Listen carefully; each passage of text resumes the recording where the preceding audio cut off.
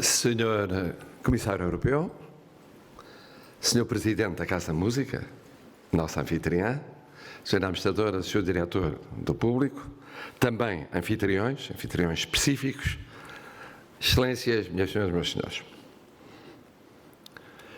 Uma palavra prévia para agradecer o convite do público e louvar a sua iniciativa de reflexão sobre a Europa a cerca de 2 meses das eleições convocadas para o próximo dia 26 de maio.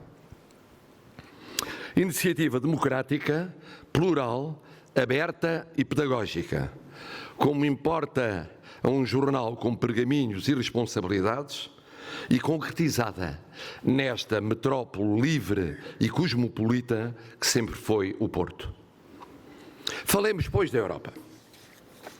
Num tempo em que ela não pode ser dissociada do contexto universal, em que enfrenta encruzilhada difícil e, em larga medida, decisiva.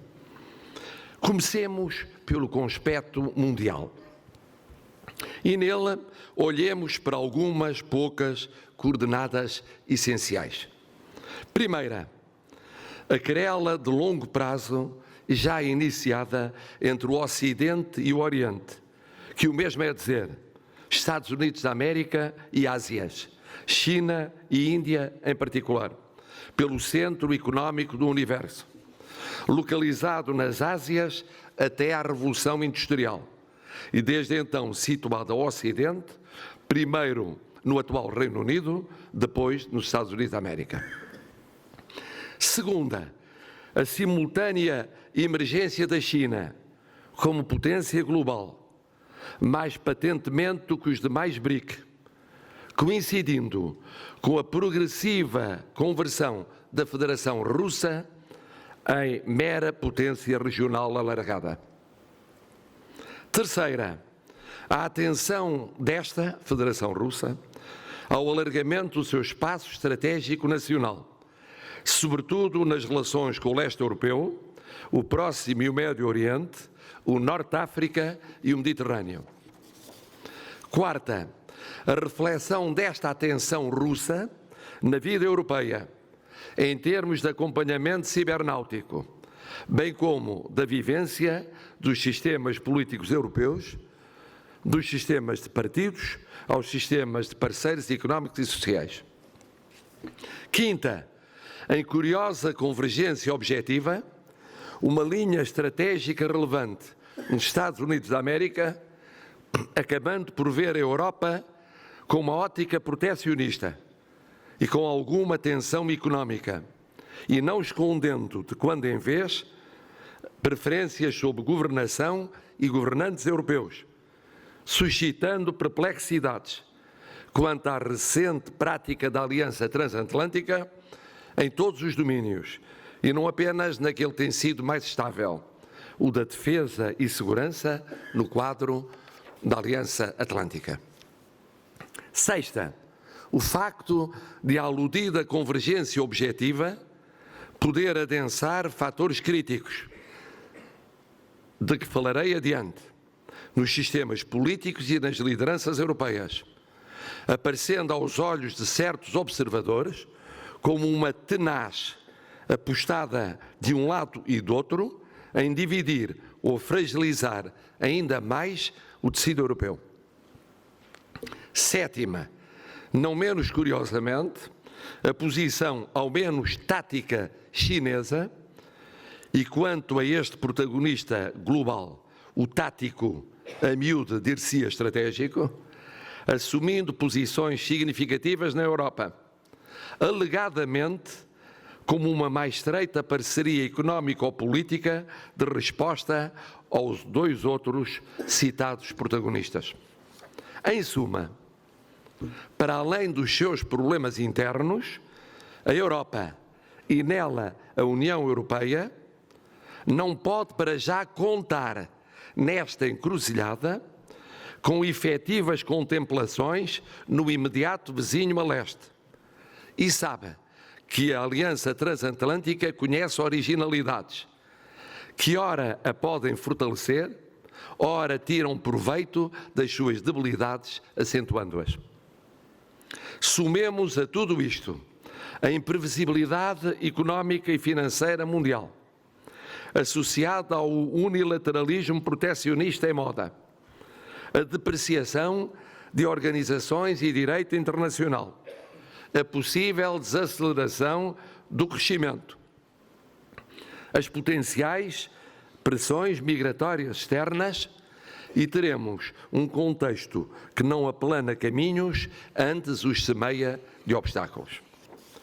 E não menciono já como para todos desejável acordo comercial sino-americano dentro de dias ou semanas, pode significar, em termos objetivos, a conversão da União Europeia no alvo de um discurso económico eleitoralmente apelativo do outro lado do Atlântico, cabendo à Europa substituir, no seu papel de adversário retórico momentâneo, o novo parceiro comercial, ao menos enquanto ele durar como tal. Conscientes deste contexto, passemos à União Europeia. Surgem, por vezes, quanto a ela, ademais em tempo eleitoral, duas afirmações muito repetidas: a de que os grandes problemas que têm de enfrentar são mais conjunturais do que estruturais, e a de que são sobretudo europeus e só marginalmente nacionais. Permito-me discordar de ambas as afirmações. Os grandes problemas da União hoje são estruturais mais do que conjunturais. E são tanto nacionais como estritamente europeus. São mais estruturais do que conjunturais. Ou melhor, o que alguns pensam ser conjuntural é, na verdade, estrutural.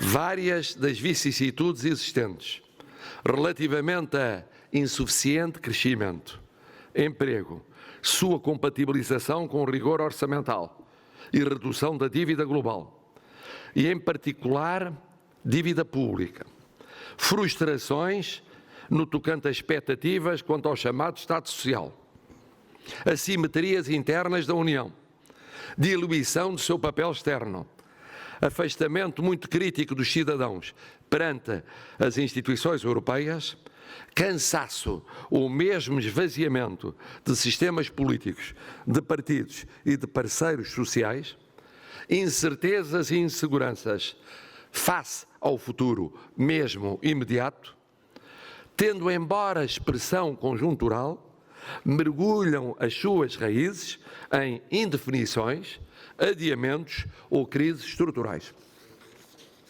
Vendo de outra forma, ou de outra perspectiva, que questões estruturais tem a União Europeia de encarar, sem rodeios, com eficácia e compreensão e participação cidadã?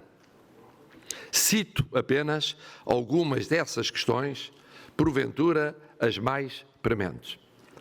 Primeira, o aprofundamento da União Monetária, onde ela mostrou ter falhado ou titubeado, por manifesta falta de percepção de potenciais necessidades e riscos, dos mecanismos comuns a toda a União, preventivos e de intervenção em crise, à capacidade específica da zona euro, da coragem para avançar, mesmo se com precauções, para uma instituição monetária mais ambiciosa na União, à sedimentação da criativa atuação do Banco Central Europeu, que não pode ficar dependente de uma, aliás, talentosa liderança.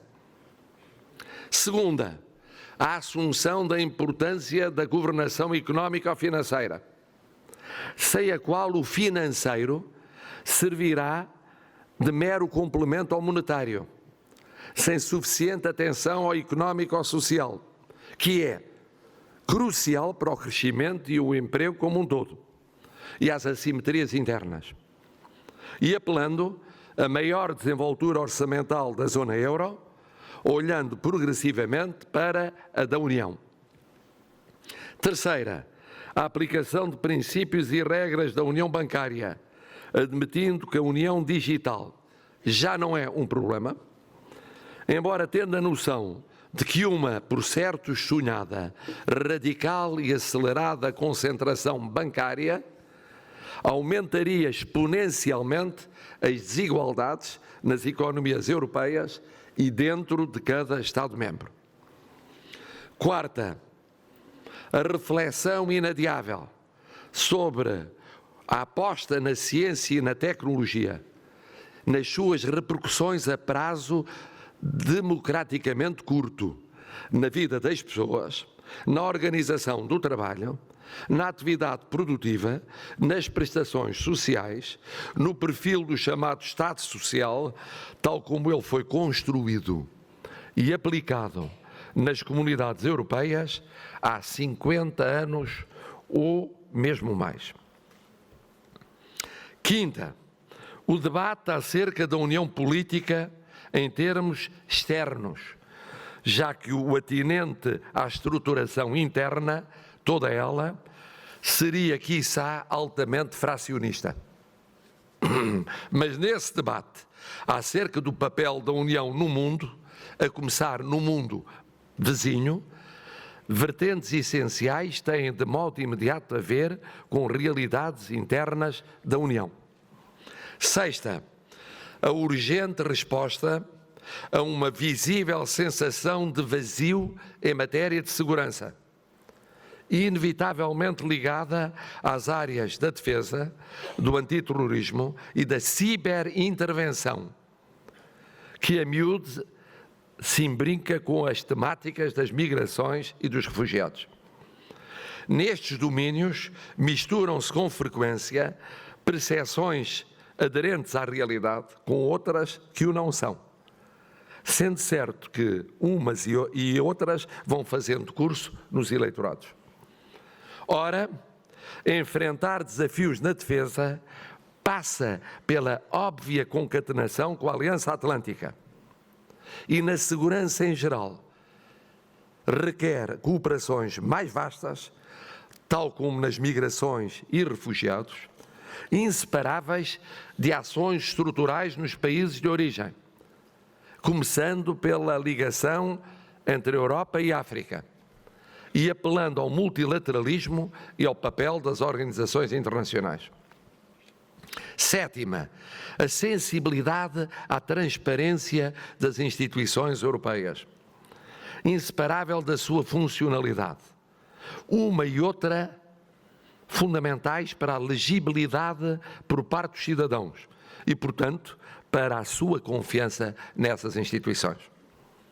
Este enunciado, propositadamente avaro de considerações muito específicas, permite, não obstante, ressaltar como as questões com que se confronta a União Europeia nestes tempos, pré- e pós-eleitorais, são todas elas estruturais, apesar de parecerem conjunturais. Ou quem as pode decidir as apreende como estruturais, a exigirem opções estruturais, ou uma oportunidade soberana ficará perdida. Digo mesmo mais, até uma matéria conjuntural, como a do momento da aprovação do quadro financeiro plurianual, antes das eleições ou depois do arranque da nova Comissão Europeia, tem conexões com questões estruturais.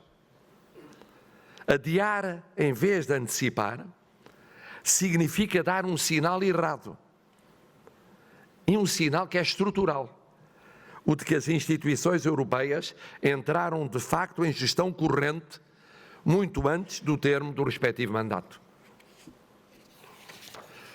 Mas todas as questões antes elencadas, além de estruturais, são simultaneamente europeias e nacionais. Tenho dito vezes sem conta, não há instituições europeias fortes com líderes fracos. E não há líderes europeus fortes com líderes nacionais fracos.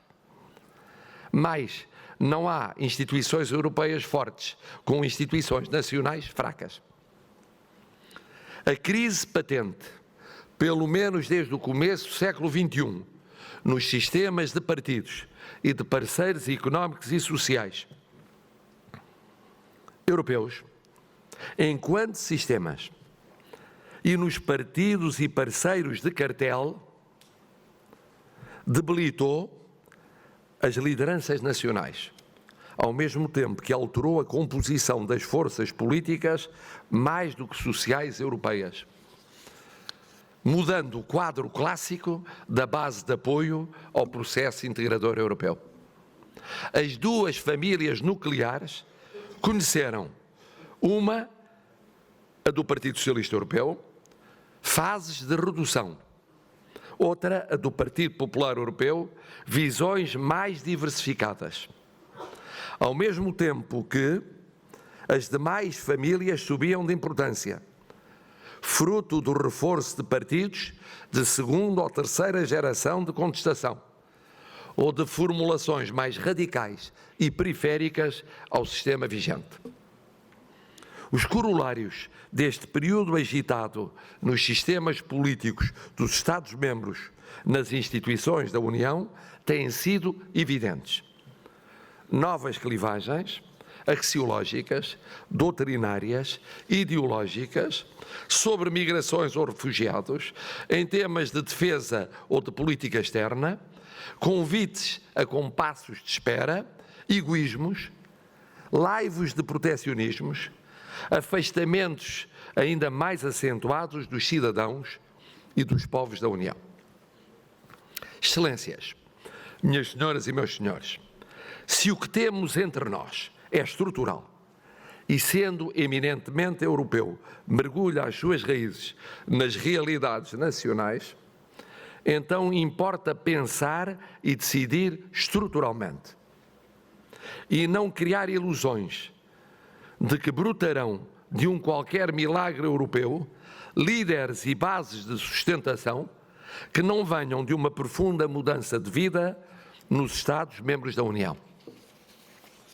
Sempre com a exata noção de que de fora da União Europeia não virão grandes ajudas para já, a não ser porventura em áreas muito limitadas como a da defesa e segurança, em que, há que reconhecê-lo, é bom que a Europa tenha a noção de que quem não pode pagar o que sonha, não pode sonhar tão alto solitariamente. Ou seja, teremos de ser nós, europeus, a cuidar do nosso destino em quase tudo o que nos respeita. De preferência, antecipando em vez de atrasar. E, para tanto, nunca esquecendo 5, para mim, evidências que, no meio de tanta azáfama e confusão, por vezes correm o risco de ficar esquecidas. Primeira, voltar a dar aos valores a primazia que devem ter. Às tantas, a Europa que se fez personalista ou humanista, mas sempre democrática, salvaguarda dos direitos humanos, acaba por ir aceitando, por ir sobrevivendo, dando em troca o que deveria ser pecúlio essencial dos seus princípios.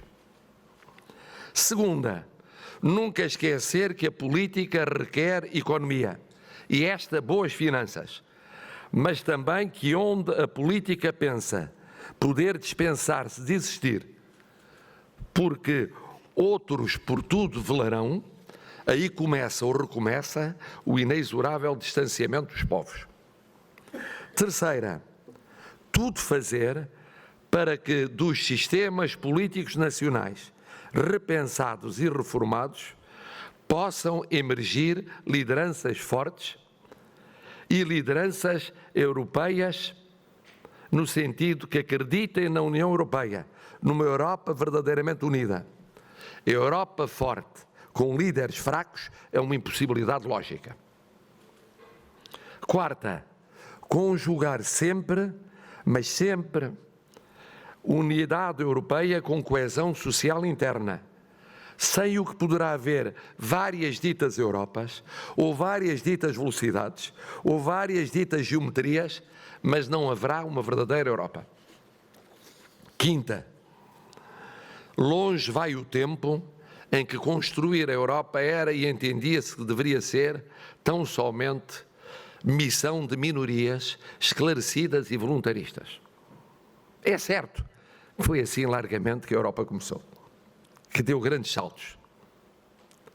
Mas nestes tempos é prudente ter em consideração que pedagogia e participação cívica não são quantidades negligenciáveis. Se há lição destes anos derradeiros, ela é de que pedagogia europeia urge. Queixarmos-nos de euroceticismos e eurocriticismos que nascem e são alimentados de omissões, lacunas, sobrançarias ou arrogâncias nossas, é um sintoma de total descolagem nossa da realidade. E o Brexit? Não virá ele a perturbar radicalmente quando fica exposto? Desejo bem que não. Veremos, porventura mais depressa do que devagar, se o bom senso e o tempo racionalizam aquilo que para muitos, respeitada a livre escolha soberana do povo britânico, teria nascido largamente emocional. Uma coisa é certa quanto ao Brexit. A União Europeia mostrou ser capaz de se unir e agir unida. Só não pode é substituir-se a decisões que não dependem da sua vontade nem do seu voto. Termino precisamente por mais um apelo pedagógico. Que os europeus e europeístas se não limitem a angústias sobre os problemas, os atrasos, as indecisões, os vazios da Europa ou na Europa.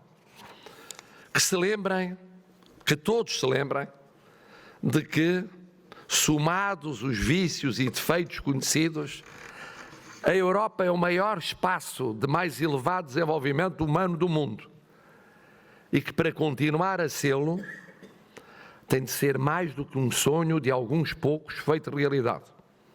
Tem de ser entendido, partilhado, construído pelos povos, que o mesmo é dizer pelas pessoas concretas. Sim, as pessoas, os europeus, são o princípio e o fim de tudo, a verdadeira razão de ser da Europa. Essa Europa em que eu, tal como a maioria esmagadora dos portugueses, continuamos a acreditar.